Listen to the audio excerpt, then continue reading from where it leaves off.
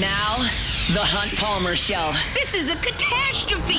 You are now listening to The Hunt Palmer Show. Brought to you by Renaissance Homes and Pools on 104.5 ESPN Baton Rouge. That's what I wished for when I blew out my candle. Locking down the middle of the day. Live from the Raising Cane studio. This is Hunt Palmer. The floor is yours. Welcome in. Hunt Palmer coming to you from the Raising Cane studio downtown in the capital city on this Wednesday. Means brought to you by Renaissance Homes and Pools. About half that work week in the rearview mirror. Appreciate you hanging out with us. Got Jordan Kitchens, Cassie Spazzali back there on the ones and twos, and plenty to get to. It is a What If Wednesday. We'll take your what ifs coming up in the Bayou Ford chat as well as on our text line. That's 225-499-1045. LSU was on the practice field last night. I've got my thoughts on what I saw out there. We'll talk to Dr. Jeremy Burnham from Oxford at the end of the hour. Looking forward to that conversation. There's plenty to get to, unfortunately, on that front. We'll have our Meet the Freshman segment coming up at the top of hour number 2 with Aiden Hall and J.C. Anderson. LSU basketball is going to try to get R.J. Lewis eligible. His court date is Monday. We will talk about that a little bit in hour number 2 as well. So plenty to do. Lock us in. Let's get it started with the way we do every single day. Welcome to the big league. It's time for Hunt's Opening Drive. Presented by Fabry Chevrolet GMC in St. Francisville. It sounds like it was an awesome day for the Saints offense in Oxnard yesterday. Between all the fisticuffs and the melees and the fights that were going on between the Cowboys and Saints, statistically speaking, and based on those who were there to watch it with their own eyes, the Saints offense was very, very, very good. Unfortunately, there's some disappointing news coming out of Saints camp yesterday, and it is that Alvin Kamara is expected to be sidelined for at least a month. That puts him very questionable at the very least for the opener in Detroit. And the question is, what do we make of it, right? It's an MCL sprain. Adam Schefter reported that earlier today. Not the worst.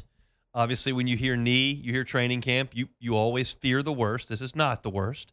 But Alvin Kamara is going to miss some time. What does it mean? Well, I feel a lot similarly as I did when I heard that Cam Jordan was going to miss time. Is it good? No, it's not good that these guys are going to miss time. But this is not Alvin Kamara from 2018, from 2017. This is not Cam Jordan from 2018, 2017. These are not starting players on your team. They're big names. They're two of the biggest names in the history of the franchise. They're great locker room people. They're guys that you feel could play a big role on this team. Cam Jordan was a double-digit sack player last year. Alvin Kamara last year was a feature back at times for this team when he was healthy, and you feel like he's still got a role. But what is that role? Well, I don't know. We'll see. But he's not the starter. You went out and got Travis Etienne to be that guy, and you have some depth behind him. And Alvin Kamara does not need significant training camp and preseason reps. He needs to get healthy. And in the meantime, you get an opportunity to evaluate some of these younger backs to see who can help. And that's what I feel. Would you rather have a completely healthy Alvin Kamara for week 1? Probably. It's not definitely. It was definitely 10 years ago. It was definitely 8 years ago. Right at the beginning of his career. Not definitely now. And so you get a chance to see what Autry Estime can do. Remember, last year, last couple of weeks of the season, Autry Estime ran for 94 yards on more than 6 yards a carry against Tennessee. Against Atlanta, he carried the ball 21 times for you and caught it 5 more, 26 touches in that game, and he looked pretty good doing it. First preseason game against the Jags, first play offensively, handoff, bounces it out to the left, gets into the end zone. Okay, I like what I've seen from Autry Estime. Ty Chandler, you brought into camp, he busts off a huge kick return to start that game last Saturday. Devin Neal, when healthy, is pretty explosive. He's the leading rusher in the history of Kansas football. And oh, by the way, they let Kendre Miller put some pads on this week. Who knows how long that'll last, but when he has been healthy, there have been flashes there. It's not like with this injury, you now have to flood the rosters of the other teams in the NFL to try to go find somebody to plug a hole here. You've got depth behind Alvin Kamara, and those guys need to stay healthy, which they haven't. Neal hasn't stayed healthy. Miller obviously hasn't stayed healthy. And we'll see about Estime and Chandler. And you have to keep Achane healthy for sure. This is just a few weeks off. Now, it's easy for me to say. I don't have to deal with the pain of a sprained MCL and go through the rehabilitation process like Alvin Kamara does. But for me, this is giving a 30-year-old-ish running back some weeks off. And if that spills into week 1, spills into week 2, spills into week 3, you've got guys here that can help, that are younger, that are fresh and ready to go behind Achane. And when Kamara's ready, send him out there. But the fact of the matter is that Alvin Kamara is very clearly nearing the end of his career.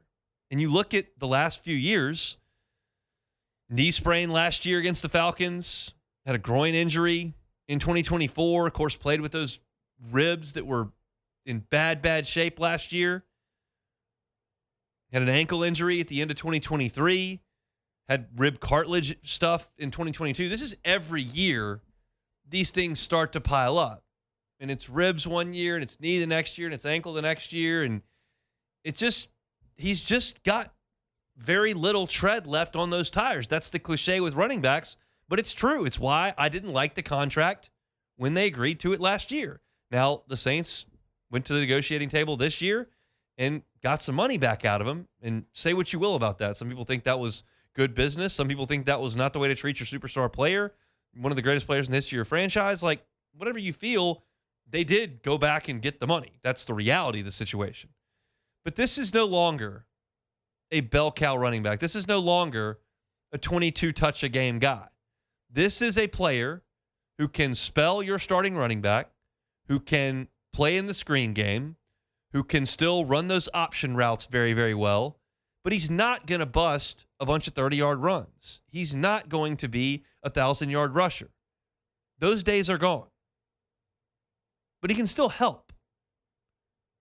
And so he just needs to get healthy, and you don't have to go search outside the organization for the guys who are going to come in and spell him. There is very little I'm more interested in seeing with this Saints team this year than how they run the football, because they stunk at it last year and the year before, and that wasn't Alvin Kamara's fault. He is racing Father Time, who will win that battle.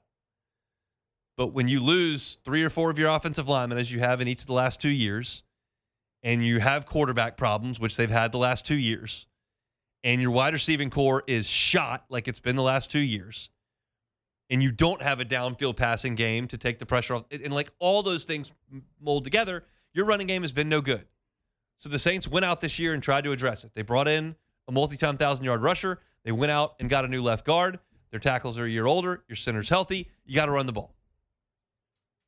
And they're going to do that with Achane between the tackles.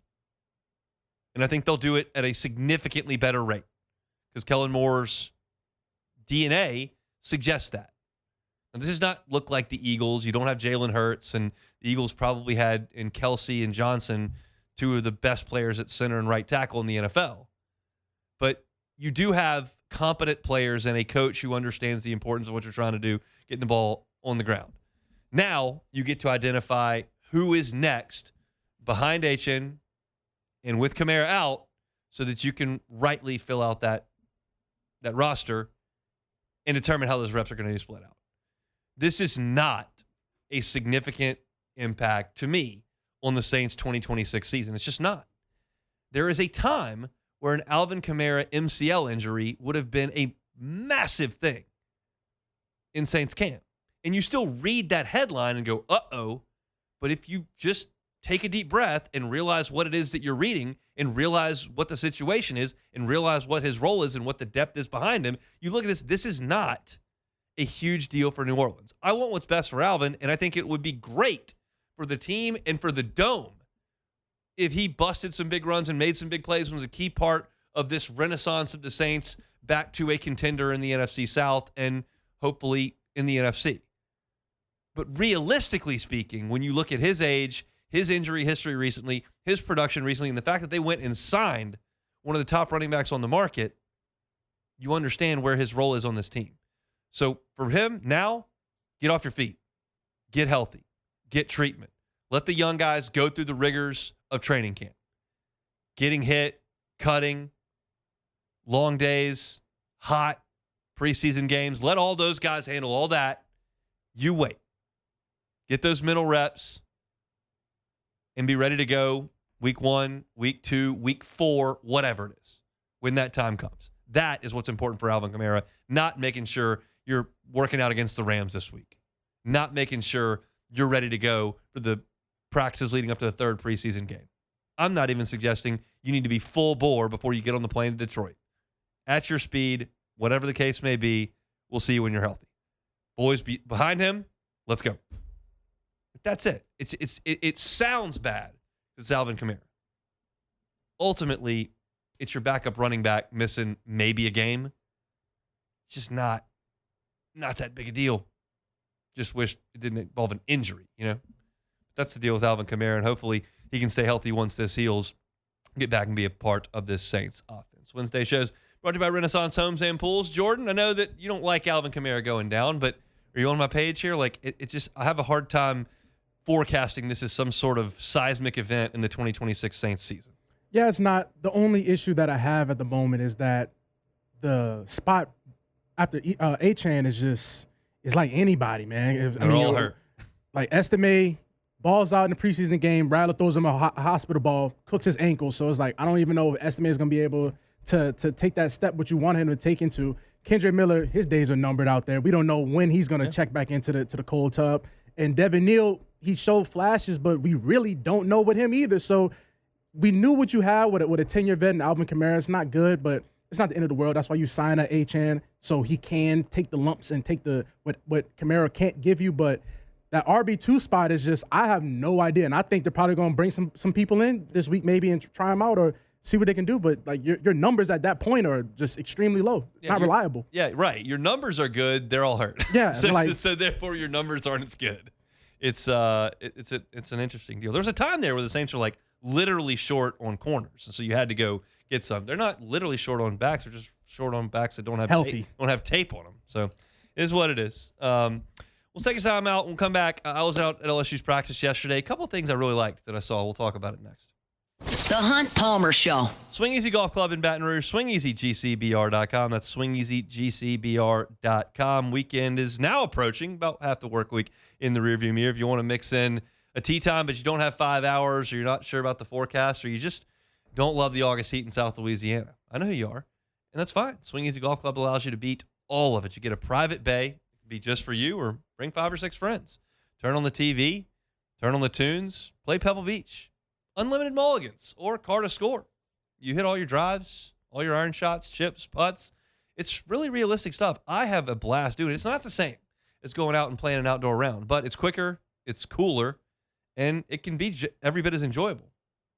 You want to work on your game, you can do it there as well with the driving range setting right there on that simulator. Swing Easy Golf Club. They're on Segan at Perkins, back in the strip mall back there. Go by and check them out, whether it's this week, this weekend. Go on a Friday night after it gets dark. What a cool time to go play some golf when you can't outside because it's dark.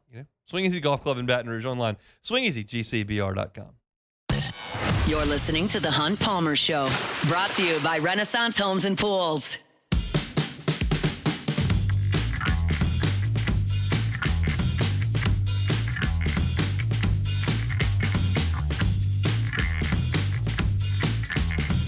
Every day we're brought to you by my friends at Marucci. Join the Hitter's House. Get your membership option there at Marucci. Use that key card. You can get into the Hitter's House to take some swings 24 hours a day, 7 days a week. You don't have any sort of facility like that at school or at home, and you want to make sure that your kid is getting those softball reps in, getting those baseball reps in, even as the fall is here. Well, Marucci offers it right there. Get that membership. You can use that keypad and get in there every single day. You can take swings, work on your pitching, whatever the case may be. Marucci offers that chance year-round, especially when the weather cools off, to get reps in. That's what the Hitter's House is for. So if you've got a youth baseball or youth softball player in your house and are interested in that, stop on by Marucci and say, hey, you can also take a tour, learn where the official bat of Major League Baseball is made. Make 1,200 of those things every single day. Send them to the best players in the world. It's all there at Marucci. Go ahead and check them out online, MarucciSports.com, MarucciSports.com. ESPN.com. What If Wednesday is coming up in 15 minutes. If you've got a what if for me, send it via text line, 225-499-1045. Again, that's 225, obviously, 499-1045 on the text line. We'll get some what ifs coming up in our next segment. Out at Ponderosa last night, LSU going through practice full pads as they get ready for another physical week of practices this week. And that starts to ramp down next week as you kind of treat that like a bye, essentially, even though you'll practice more than that, because then the following week is game week and you will have a normal week of prep for Clemson. But you start in earnest with Clemson prep next week. LSU still working on itself. And again, we're seeing the same things each and every day. The housekeeping items in gold, you saw Jabari Mack, no contract jersey. You saw Malik Elzy in a no contact jersey. Those two guys were fully participating in all the wide receiver drills, full pads, full speed, didn't have any protective gear on. So I don't think there's any significant issue with Malik Elzy or with Jabari Mack. Trey'Dez Green continues to be in gold. They're just going to put him in gold in every practice. And I'm told, sounds like DJ Pickett is the same type of deal. They're looking at those guys going, can't lose those guys, don't hit those guys. We'll put them in no contact jerseys every single day. Harlem Berry missed the first practice of this week on Monday. I wasn't there, but he wasn't there either. He was back out there yesterday, wasn't participating. Saw him on the exercise bike, saw him doing some work off to the side. So nothing significant there with Harlem Berry. He had a couple of really nice plays in the scrimmage back on Saturday, and I talked about him extensively on yesterday's show.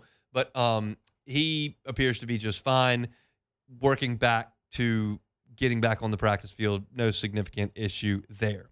That's kind of the housekeeping of it. Here's what I saw.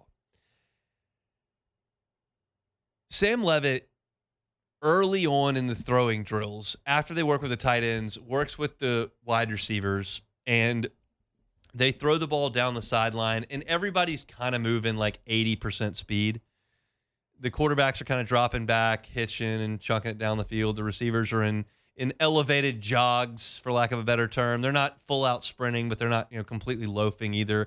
And they'll kind of throw the ball up, and the guys will kind of twist their body, work on some body control, make catches that aren't perfectly thrown. And it's hard to tell when they get into those passes, as well as some of the ones down the seam, when the ball is behind the receiver, whether or not they're working on back shoulder throws or they're just a throw that's behind the receiver. Like, they were running seam routes right up the hash. And a couple times in a row, the wide receiver turned his entire body and made a catch twisting towards the quarterback. That could be a throw that's trying to keep the ball away from a closing safety, or it could just be a bad throw behind the receiver. I can't know that. There's no way for me to know. But what I do know is when they ratchet up the intensity and they throw the ball deep and it's in stride, that's a good throw. I can identify that one because I don't have to judge intent. And last night, 4 in a row from Leavitt, which were intensity, like high intensity dropbacks and high intensity routes by the receivers, were perfect throws on the deep ball. He hit Winnie Watkins down the right sideline, just dropped it in the bucket. Then he hit Jace Brown down the sideline, same pass, right near the pylon, dropped in the bucket. Those two guys were flying down the sideline, and Leavitt dropped it right in there. Then they ran a different route on the other side of the field where the receiver would go about 4 yards, completely turn and face the quarterback, and then spin out of it and fly down the sideline in a go route. So, like, 4-yard hitch and then turn and go. And Leavitt, again, right in the bucket to Jackson Harris and Jay Stroud. It was 4 straight deep balls that were gorgeous. And if you look at the Pro Football Focus grades from Sam Leavitt, they grade his deep balls really well. I don't pretend to have watched all of them, and on the highlight tapes I see, I'm not going to see Sam Leavitt grossly undershooting or overshooting a wide receiver. I'm going to see the ones he hits him in stride. But he hit him in stride yesterday. They were really, really good. I also thought it was a pretty good day for Husan Longstreet throwing the football. I haven't charted his passes because, and I'll just be honest with y'all, I'm trying to glean as much information as possible. I'm trying to get as much as I can in my notebook.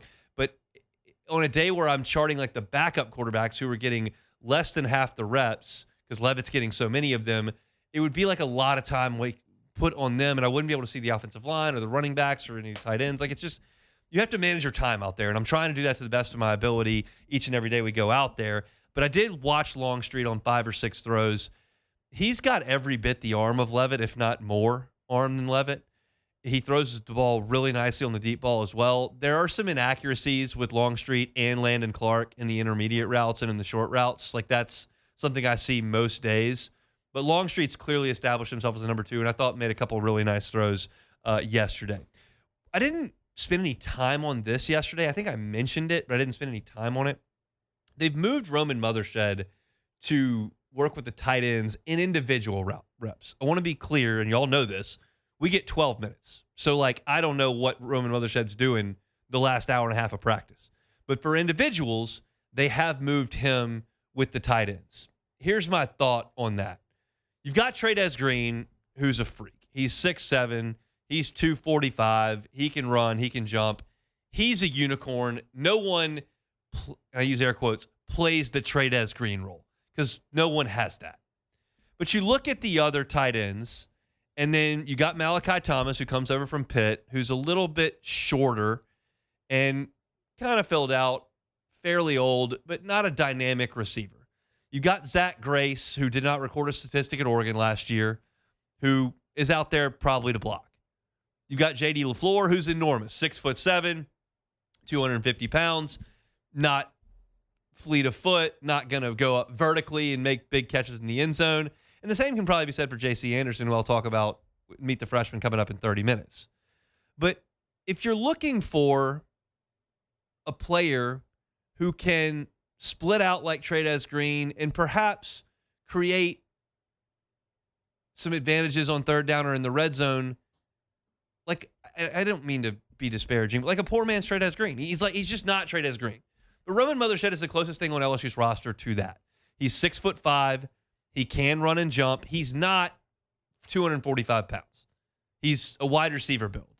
But if you want to get him some reps with his hand on the dirt to get ready for some potential third down and short or some red zone stuff where he then becomes a receiving option from the tight end position like Trey'Dez Green does, like Mothershed is that guy on this receiving core.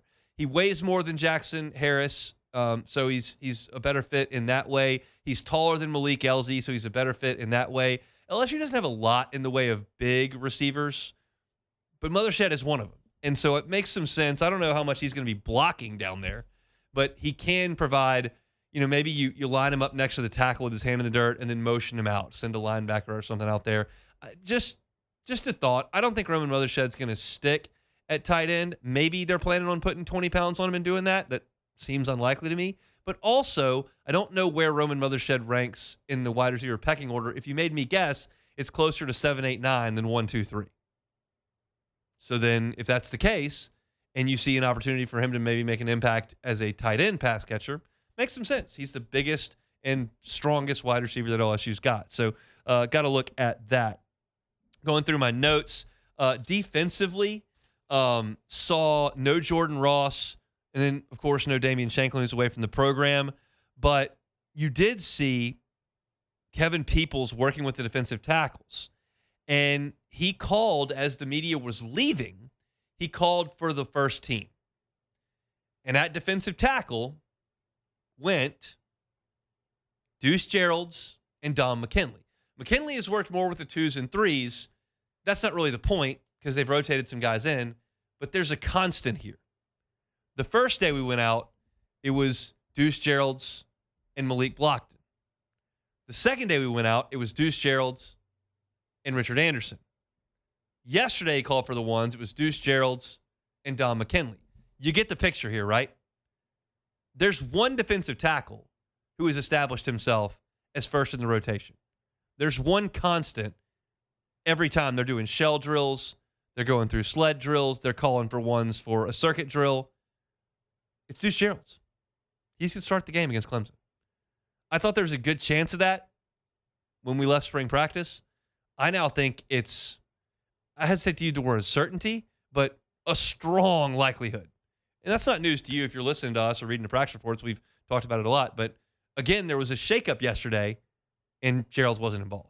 So I thought that was interesting. Looking at defense, they were working on turnovers yesterday. Big point of emphasis. They were working on stripping the ball with a falling ball carrier. working on scooping and scoring with balls. Blake Baker talked about that. We mentioned it yesterday. They were working on batting passes down at the line of scrimmage to try to get balls that pop up in the air that you can take the other way. And then strip sacks were a big point of emphasis as well. So that was of note. And last one, offensive line on my notebook. It's interesting to me that in an offensive line group that brought in a lot of competition, you have not seen a shakeup on the offensive line since the second week of spring. Seaton, Bordelon, Moore, Ba, Davis. Every day. Devin Harper never cracks a starting lineup. Sean Tompkins never cracks a starting lineup. Darren Stray or William Satterwright never cracks a starting lineup, except for when somebody's not there. When those five are there, that's the five. And so if they identified that five that quickly after 4 practices of the spring, good on that offensive line coaching staff. Getting those guys to work together, to be cohesive, to work together. And we saw yesterday, we didn't see them line up 1 through 5, left to right, but we did see them working on combo blocks and double teams and pulling, and they do that with the person next to them. So I looked over, and there's the left side of the offensive line, and every single time Jordan Seaton went, Bo Bordelon went. And then the right side works together, and every single time that Braylon Moore went, Aluba went. And every time those two went, Weston Davis was their right tackle. And they worked on pulls, and they worked on combos and getting to the second level and all those kind of things. And they're working with the same group every single day. So it's comforting to know that they've settled on their 5 and did so a long time ago. But I probably wouldn't have bet on that in spring when you bring in as many talented players as they did, from as many backgrounds as you did. I thought, more competition than that. Competition's been settled. Those are your 5. They'll be the starters against Clemson. So that's a look at LSU's practice last night. You can read my practice report up at louisianasports.net. That is completely free. Ross's practice report from yesterday out at Saints camp is completely free as well. My Saints coverage, Hunt on Saints. My LSU coverage, Hunt on LSU. We'll get to Dr. Jeremy Burnham of Oxford coming up in 15 minutes. Now, What If Wednesday? The Hunt Palmer Show.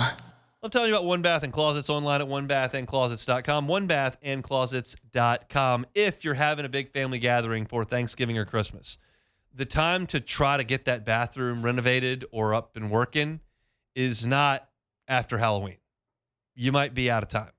So if you are planning on having a family gathering, sizable amount of people on Thanksgiving or Christmas, call David Duvall now if you want to renovate that bathroom. He's happy to do it. And this is the time to get on the books. Summer's over, fall's here, people are getting settled down. It doesn't feel like fall's here, but with school here, essentially it is. So it's now time to get that work done. So if you want to, and you want financing options and somebody who's got 30 years of experience and will do it right the first time and leave the competition behind, it's One Bath and Closets. Request that free consultation at onebathandclosets.com. Sit down with David, tell him what you're looking for and why you're looking to do it on a timeline. And he's happy to help you see that through. It's One Bath and Closets. Find it online at onebathandclosets.com. This is the Hunt Palmer Show, brought to you by Renaissance Homes and Pools.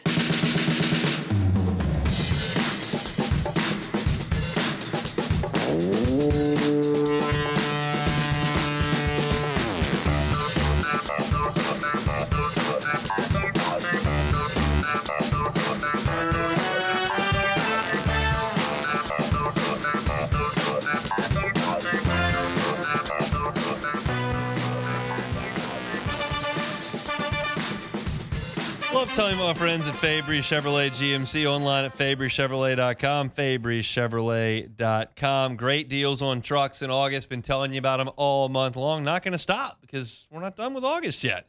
2026 Chevy Silverado 1500, 0% APR financing for 5 years, plus no monthly payments for 90 days. Incredible deals on those Chevy Silverados now until August 31st to get on by. And if you want a 2026 GMC Sierra 1500, those are at 2.9 APR financing for 72 months, plus an additional $1,500 allowance.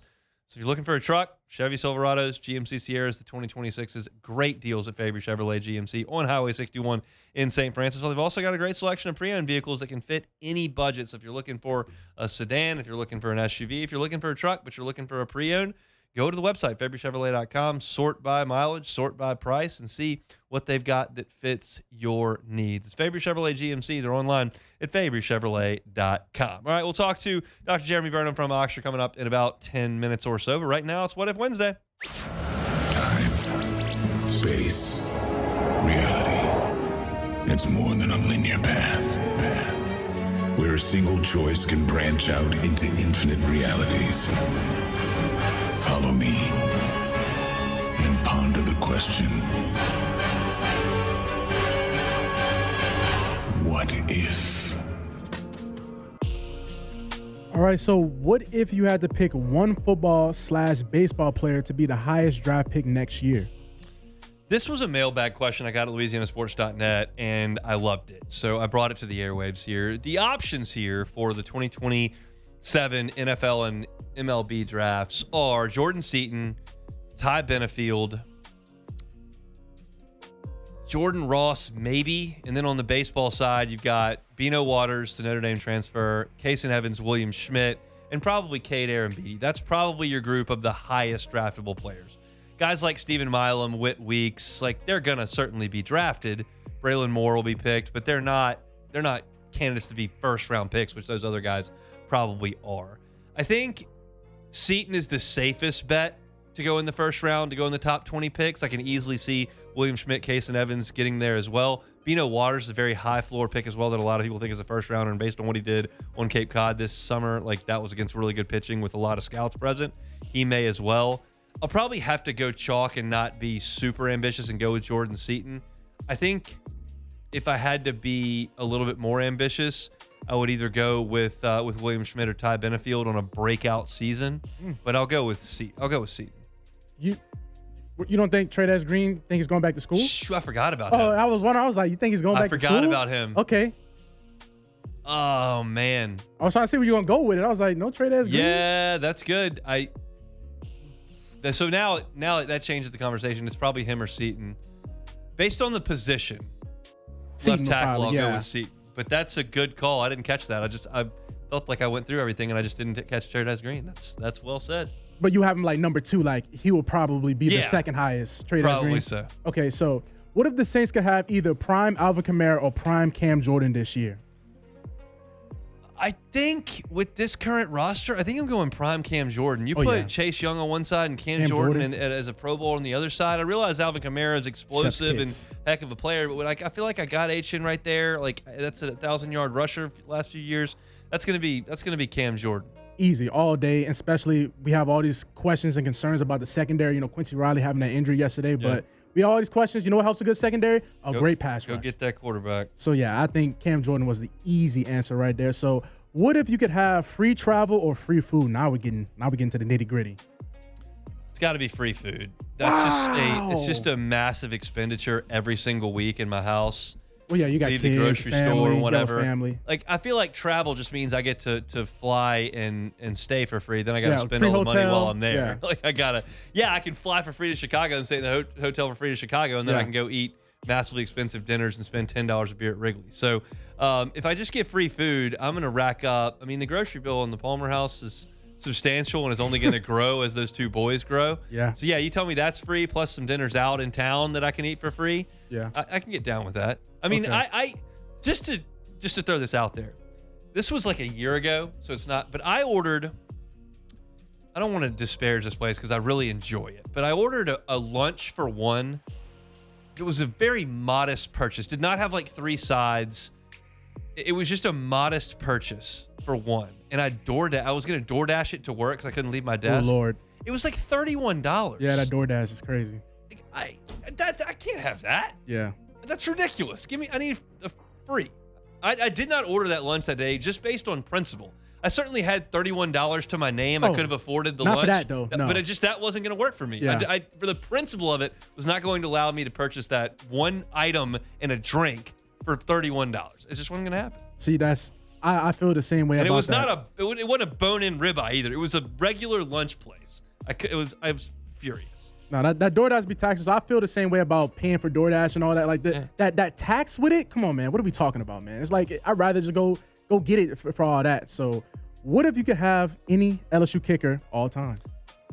He leaked oil a little bit at the end. He was just nails as a freshman and sophomore. Cade York's the answer. Okay. I mean, he was so awesome. I know that Cole Tracy had a great story there at the end, and the Auburn kick was fantastic. And we just finished watching Damian Ramos for the entire Kelly era, and he set the record for most field goals made, most points scored, most extra points in a row made.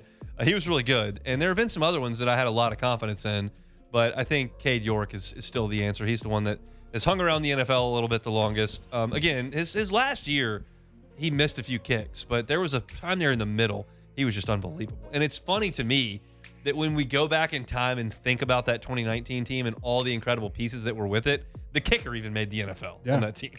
Oh, the Browns drafted him really high, right? Yeah. It didn't work out there, and then he bounced around. But I mean, even there just was no spot on that team that was not elite. When I think of Cade York, I just think about, was he the kicker for the Florida game in the swamp with the shoe York game? Was the kicker for the shoe game. Yeah, yes. that's the kick I think about the most, because I couldn't even see the field goal when he went to kick it. So, you know my story from that game? No, I don't know. We got time. So the LSU Sports Radio Network was short a spotter that day, which is who helps Chris Blair identify the numbers as he's calling the game. And so he said, can you come spot for me? You can do the pre and post game show from the press box. Just pick up the headset. We'll have Brandon and Marlon back. So you come, you just do the spot. Okay, so I'll do spotting. I've never done spotting in my life. Okay. So I go to do the spotting in this game, and it's the foggiest game in the history of the world. I can't see the field. Nothing. So I'm looking at Chris for this kick, and I looked at him before I said, Chris, I can't see the uprights. I can't see the referees down there. I cannot see. We're up in I can't see. So when I watched that kick, all I did was watch Cade York. It's his reaction. And he kicked it and started running. And I went, well, that's a make. Yeah. That has to be a make. Because if you miss it, you might duck your head, or you might still high five. But take off running. That is a make. Got to put the hands on the head like that. That was my only hope. But the only time I've ever been spotting for a football game on radio was the foggiest game in LSU football history. It's definitely history, because Florida still has not recovered from that. So this is from the text line. What if Hunt had been sitting near the massive brawl at Wrigley on the right field stands Monday nights? I mean, I would have gotten out of the way and walked up and bought a beer. Like, this is where people like vehemently disagree with me. They think I'm so soft, so weak, so pathetic, whatever. I think fist fighting is just the lowest form of societal activity. Okay. I think it's so pathetic that you can't go to a bar or go to a baseball game or go to a Mardi Gras parade and not get into a fist fight. Yeah. Like, it's just, I've gone 38 years on this earth without even getting close to getting in a fist fight. Yeah. So, like, what do you do? What are we fighting about that's so important that we're now pushing and shoving each other? Because he said something to your girl, or he said something about your team. Stole your foul ball. Just get over it and go get a beer and a hot dog and watch the game. I have no room in my life for fist fighting. And then there are people who go, oh, sometimes you need to get your ass kicked. Like, no, you don't. You just act like a normal civil human. And you know what my thought is on this? Yeah. This is White Sox fans. They're from the south side of town. Yeah. They're coming over. They got this chip on their shoulder because the Cubs have the national spotlight and the gorgeous historic ballpark, and the White Sox, and the actual White Sox are in first place, but the Cubs have a way better record. The Sox division's terrible. Oh yeah, but these are just the guys who take a badge of honor that they're rough around the edges, and we'll show you in Wrigley Field. Oh, you think you're just the worst. I hate fist fights. Just so pathetic. So that's it for Would Have Wednesday. Sure is. We'll come back. We'll talk to Dr. Jeremy Vernon with Oxford next. The Hunt Palmer Show. GoTro's Outdoor Power, GoTrosOnline.com, GoTrosOnline.com. Need that zero-turn mower? GoTro's Outdoor Power has got you covered on that front. National Hustler Dealer of the Year, 2 of the last 3 years. And look, they've got their own extended warranty. GoTros is the warrantor. So if you'd like to add 2 years or 200 hours to that manufacturer's warranty, you can do that locally with GoTro's Outdoor Power. They can get you behind the wheel of a new zero-turn for $100 a month. I mean, how much are you paying to have that yard or that property maintained right now? Maybe you just need to get on by and get one of these hustlers.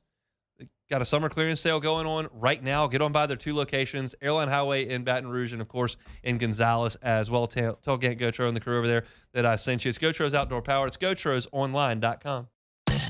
You're listening to The Hunt Palmer Show, brought to you by Renaissance Homes and Pools.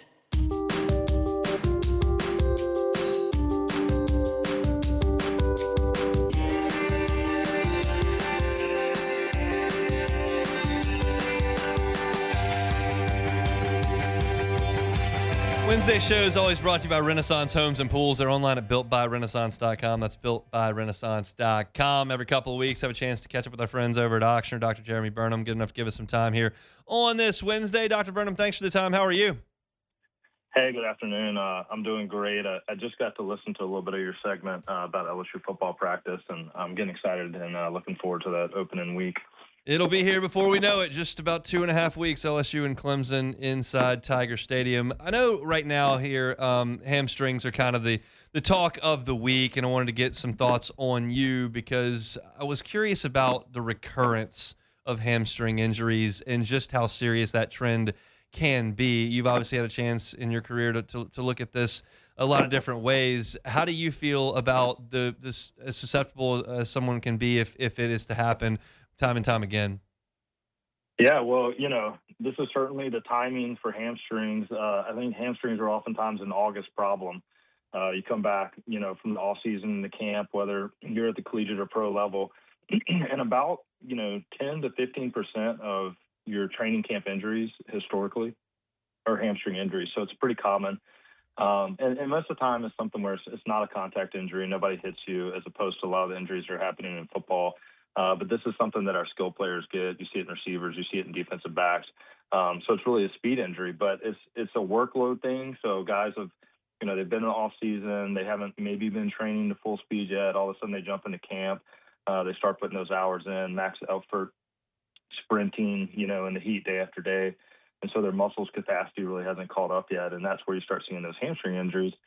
The deal with recurrence is recurrence around 15 to 40% of hamstring injuries will recur, and you'll have another injury in the future. So it's not uncommon to have somebody have a recurring injury. It doesn't always have to happen that way, though. And a lot of times it has to deal with maybe how long that they waited before they came back in. So a lot of times you'll see if somebody goes back, I think the numbers are, going back earlier than 2 weeks is very, very high recurrence rate. I'm curious if, and this may be something you'll have research on, it may not be, but if someone is faster than the average person or does jump higher than the average person, are they at more risk for injuries like hamstring injuries? Yeah, I think so in general. I mean, you don't see this in offensive linemen or defensive linemen very often. I think there's been a notable exception this week, but in general, this is your really fast, explosive people. Not to get too much in the weeds, but when somebody's sprinting and they're going through the follow-through phase of running, so where their leg is kind of pushing through, that stretches the knee and that stretches the hip, and that puts the hamstring in the most vulnerable spot, and that's where you tend to see that injury. And a lot of times we talked about when they go back. I mean, I've heard a quote before that a hamstring is, it feels 90% way before it's 90% healed. And that's what's tough about determining when to get these players back, is that they're going to feel better before that hamstring muscle is really ready. That was my next question. It's like there's a rest component to this, obviously, with a hamstring injury. And then it feels like there could be mental component to that as well, with not really knowing when it's time to go. And you can't really half step on a football field. You got to go. So, what's that like for medical professionals and their advice that they give to athletes when the image says one thing and maybe the mind says another? That is one of the most difficult things about sports medicine. You have somebody that's really, especially in this case, they're wanting to get out there at a very high level, perform at a very high level. And you don't always have a textbook or some answer that just says, okay, you're ready now. And so you tend to work through that knowing some timelines. We know when we image these hamstrings, we know we can grade it, grade 1, 2, or 3, so we know how bad it is. We basically know some ranges of time that it takes for that muscle to heal. And then you're doing a lot of things where you're functionally progressing these athletes, and you're starting off with some really low demand stuff, and you build that up, and you go to some medium demand before you go to the high demand. And it's very, very difficult to replicate what happens in a full effort game or a full effort practice. But we try to get them as close as we can, so that when they go back out there, they have that confidence that they know they've already gone through all of those maneuvers and they feel comfortable doing that on the field. Dr. Jeremy Burnham is our guest here from Auctioner. I was leaving campus last night at LSU, headed down Burbank, and I drove by Elite. A lot of cars in that parking lot. It looked like the football field was full as well. What's going on over there at Elite these days? Look, it's always busy over here. There's always a lot going on between, rehabbing people that have injuries. Obviously, we always talk about we're doing a lot of, injury prevention work out here. There's a lot of just sports performance work that goes on between our facility and the elite facility. We do have a walk-in orthopedic clinic, and so you don't have to have an appointment 7 days a week. If you have an injury or you have pain and you happen to have time on your schedule to get that checked out, you can show up and get seen. So we always have somebody here that can evaluate you. Dr. Burnham, we appreciate the time. We'll talk in a couple of weeks, and by then it'll be game week. That's right. Looking forward to it. That's Dr. Thanks. Jeremy Burnham from Ochsner. Good enough to give us a little time here on this Wednesday. It's going to be a battle. Obviously, we know that things have.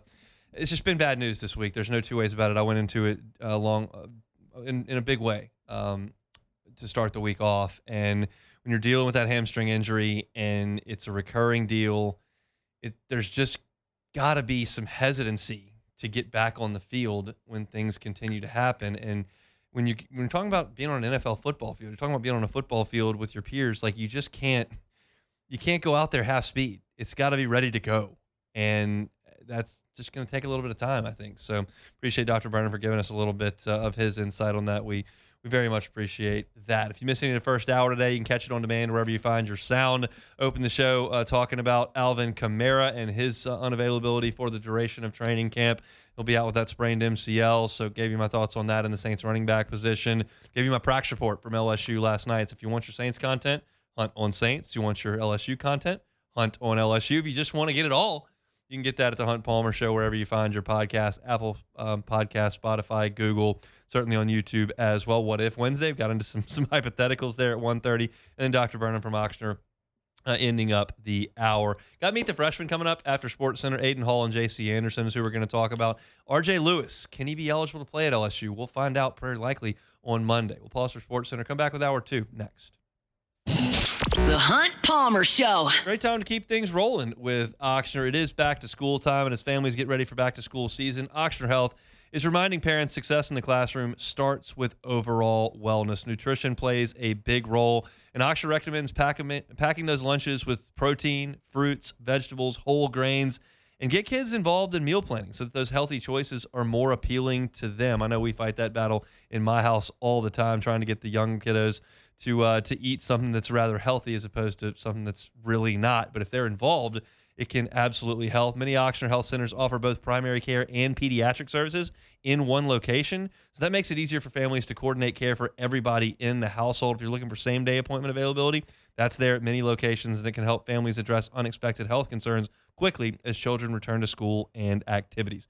If you're looking for tips on helping your family start this school year healthy, safe, ready to succeed, visit www.ochsner.org/br.